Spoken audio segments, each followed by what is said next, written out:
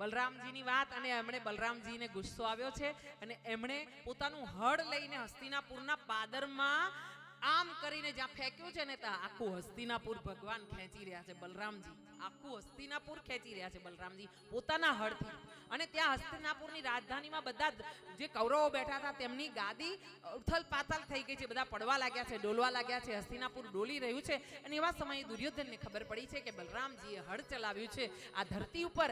અને જોજો આજે પણ એવું કહે છે કે કુરુક્ષેત્રની આ હસ્તિનાપુરની જે ધરતી છે ને એ હજુ પણ આમ થોડી નમેલી છે. હજુ બી વૈજ્ઞાનિકોને ખબર નથી પડી કે આ ધરતી કેમ નમેલી છે. એમ કહેવાય છે આ હસ્તિનાપુરની ધરતી આજે પણ આમ નમેલી છે. બલરામજીએ હળ માર્યું હતું. હા, અને પૃથુરાજાએ જે પોતાનું રથ ચલાવ્યો હતો ને, આજે પણ ચંદ્ર પર જાય છે ને તો લોકો કહે છે કે આમ રથના ચાસ પડ્યા હોય ને એવા ચાસ પડેલા હજુ બી ચંદ્ર પર મળે છે. હા, આ બધી આપણી સાબિતીઓ છે આપણા ધર્મની. અહીંયા એવું બન્યું છે કે દુર્યોધનને ખબર પડી કે હવે આપણાથી નહીં પહોંચાય, આ તો આપણા ગુરુ છે. કોઈ વાર ચેલા છે ને ગુરુજીને માથે ચડવાની કોશિશ કરે તો પછી ગુરુજી પ્રતાપ બતાવે, આંખો બતાવી દે તેજ, એટલે લાઈન પર ચેલા આવી જાય. અહીંયા દુર્યોધન એમની શરણે આવ્યો છે, સામને પાછો આપ્યો છે અને સાથે પોતાની દીકરી પણ આપી છે. અને આવી રીતે બલરામજી અને લક્ષ્મણાને લઈને, અને આ લક્ષ્મણા દીકરી દુર્યોધનની હતી પણ બહુ ડાઈ દીકરી હતી, બહુ સંસ્કારી દીકરી હતી. પ્રભુની સેવા, દાદાની સેવા કરવા આવતી ને સસરાની, ત્યારે બહુ સરસ સેવા કરતી પ્રભુની. એવું મેં મોરારી બાપુના મોઢેથી સાંભળ્યું છે કથામાં કે લક્ષ્મણા દુર્યોધનની દીકરી હતી પણ એમાં એક પણ ગુણ દુર્યોધનનો નહોતો. એવી દાઈ, એવી સુશીલ કન્યા હતી. અહીંયા ભગવાને હળની અણીથી પૃથ્વીને નમાવી છે એ બલરામજી છે. બળદેવજી, એનું નામ એમને બળદેવ નથી પડ્યું, એટલા બળમાં છે એટલે એમનું નામ પડ્યું છે. અહીંયા નવ દંપતીને બધાએ દ્વારકામાં આવીને આશીર્વાદ આપ્યા છે અને દેવર્ષિ નારદજી અહીંયા ભગવાનની લીલા જોવા આવ્યા છે કે ભગવાન કેવી રીતે આ 16,108 રાણીઓ સાથે કેવી રીતે જીવતા હશે. નારદજીને એમ કે હારું મને એક નથી મળતી, અમને 16,108 મળી. એમાં શિવપુરાણમાં આવી વાત આવે છે કે ભગવાન એકવાર નારદજી એમ કહે છે કે મને તમારું રૂપ આપો, અને પછી ભગવાન એમને મરકટ, જે વ્યક્તિએ આ રહસ્ય છે વ્યાસપીઠનું, જે વ્યક્તિએ શિવપુરાણ વાંચ્યું હોય, દેવી ભાગવત વાંચ્યું હોય, સમજ્યું હોય ને તો જ ભાગવત થઈ શકે.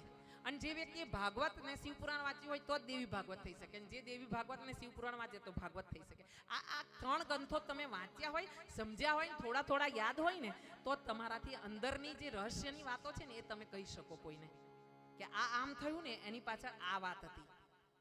રહસ્યની વાતો એકબીજામાં ગુથાયેલા છે, ત્રણ ગ્રંથ. ભગવાને વ્યાસજી મહારાજે આપણા ઉપર એટલી દયા કરી છે કે માતાજીનું રહસ્ય દેવી ભાગવતમાં એવું સરસ નવદુર્ગાનું રહસ્ય છુપવું હતું ને એ બધી વાતો મૂકી છે કે માએ કેવી રીતે આ બધા રૂપ સ્વરૂપ ધારણ કર્યા, ક્યાં ક્યાં મા સ્વયં બિરાજમાન થયા.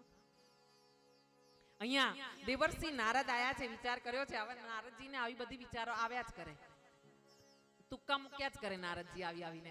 એટલે એમણે વિચાર કર્યો છે કે જઈને જોવું તો ખરો કે કૃષ્ણ ભગવાન કેવી રીતે આ બધું નિભાવી રહ્યા છે. કારણ કે એક નિભાવી અઘરી પડતી હોય બધાને. ત્યાં આ તો 16,108 એટલે નારદજીએ પ્રવેશ કર્યો, દ્વારિકામાં આવ્યા અને જોયું કે હા આટલા બધા મહેલ, આટલી બધી સાહેબી, આવી સાહેબી તો ક્યાંય જોઈ નહીં. સ્વર્ગમાં ઇન્દ્રની પણ આવી સાહેબી નથી. આવું નારદજીએ સ્વીકાર કર્યું અને પછી આગળ ચાલ્યા. નારદજી આગળ ચાલે ને વીણાના તાર છેડતા જાય ને નારાયણ નારાયણ નારાયણ નારાયણ નારાયણ નારાયણ નારાયણ નારાયણ. ઊંચી ચોટલી રાખી છે, ધોતી પહેરી છે, વીણા લીધી છે ને આમ ત્રિપુંડ ધારણ કર્યું છે, જનોઈ છે અને આમ મોઢું હસતું, હંમેશા હસતું. જે હંમેશા નારાયણનું નામ ગાતો હોય એને પછી તકલીફ શું હોય, એ તો હસતો જ રહે ને. નારદજી હસતા હસતા પ્રવેશ કર્યો છે. પહેલા વિચાર કર્યો કે ચાલો પહેલા જે પહેલો મહેલ છે એમાં જ પ્રવેશ કરું. અહીંયા આવ્યા છે રૂક્ષ્મણીના દ્વાર પર અને માં રૂક્ષ્મણી ઊભા થઈને દોડતા આવ્યા છે. અહો દેવર્ષિ અમારા, અહો ભાગ્ય, પ્રભુ તમે પધાર્યા. નારદ મુનિ આવો, પ્રભુ ગુરુદેવ તમે આસન લો. સિંહાસન પર બેસાડ્યા છે, ચરણની સેવા કરી છે માએ અને પછી જલ આપ્યું છે.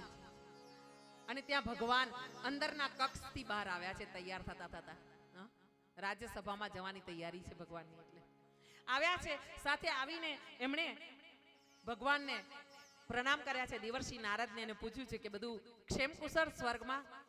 વિષ્ણુ ભગવાનને ત્યાં બધું બરાબર છે? નારદજી હસ્યા છે અને એમણે પણ પ્રણામ કર્યા છે ભગવાનને અને પૂછ્યું છે નારદજીએ કે પ્રભુ તમારે ત્યાં બધું બરાબર? તો પ્રભુએ કીધું છે જો દયા છે નારાયણની, આનંદ છે અમારે ત્યાં, ભોળિયાનાથની બહુ દયા છે. હા, આવ્યા છો ને તો રૂક્ષ્મણીએ કીધું, હા, આ નારી, આ અન્નપૂર્ણા, આ ધર્મપત્ની, એને એમ કીધું કે આવ્યા છો ને પ્રભુ દેવર્ષિ નારદ, તો આજે છે ને અમારા ઘરે લાડવા બન્યા છે, આજે લાડુ જમીને જજો, ભોજન લઈને પ્રભુ. હા, આશીર્વાદ દેતા જજો બાળકોને. ભગવાને કીધું કે મારી પાસે ટાઈમ નથી. દેવર્ષિ નારદે આવું કીધું, મારી પાસે સમય નથી, આ તો થોડી વાર પૂરતો હું આવ્યો તો કે ચાલો આમ લટાર મારું ને તમારી બધાની ખબર લઈ જાઉં. નાના કરતા ભગવાને 2 લાડવા ભગવાને એમના મોઢામાં મૂકી દીધા છે. ના, ખાવા પડશે, મારા સમ છે, નારદજી તમારે ખાવા પડશે. જમાડી દીધા.